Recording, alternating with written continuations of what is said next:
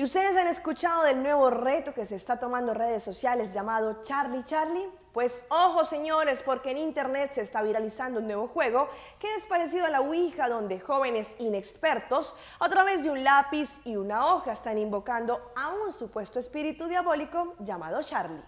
El juego paranormal consiste en dividir una hoja en 4, escribir sí en 2 partes y no en las otras 2. Se colocan 2 lápices encima de las líneas de división para formar una cruz.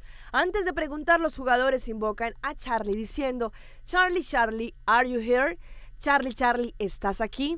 En este momento el lápiz que está arriba se desliza para revelar la respuesta del supuesto espíritu si se cruzan en sí, mientras que si se abren es no.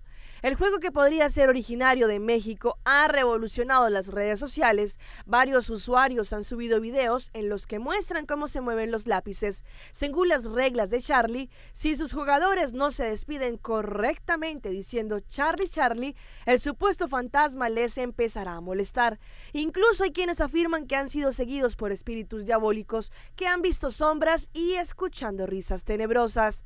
Aunque para muchos conocedores de temas paranormales, este es un pasatiempo inocente de los adolescentes, en donde 2 jugadores soplan ligeramente el lápiz para que se mueva, la supuesta aparición de Charlie ha generado pánico entre los internautas, llegando a creer en el juego, que es real y que abre una puerta a los espíritus demoníacos.